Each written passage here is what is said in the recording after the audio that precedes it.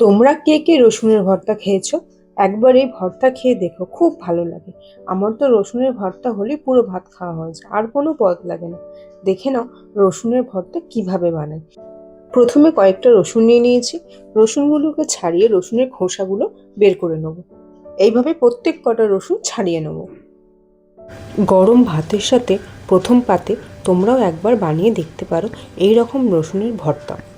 এই রকম আরও রেসিপি পাওয়ার জন্য চ্যানেলটাকে সাবস্ক্রাইব করে দিও।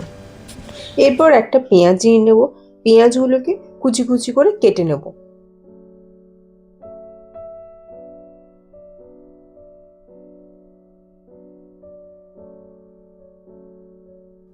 এরপর একটা কড়াই গরম করে তাতে তেল দিয়ে শুকনো লঙ্কা দিয়ে ভালো করে ভেজে নেব। ভেজে লঙ্কাগুলো তুলে নেব। এরপর রসুনগুলো দিয়ে দেবো। রসুনগুলো দিয়ে হালকা ভাজা ভাজা করে নেব।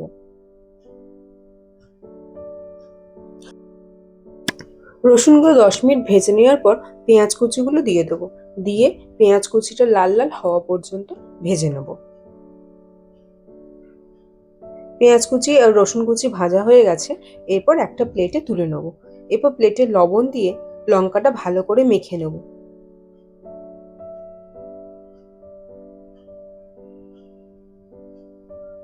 এরপর রসুন আর পেঁয়াজ লঙ্কা সবকিছু দিয়ে ভালো করে বেটে নিলেই তৈরি হয়ে যাবে রসুনের এই ভর্তা।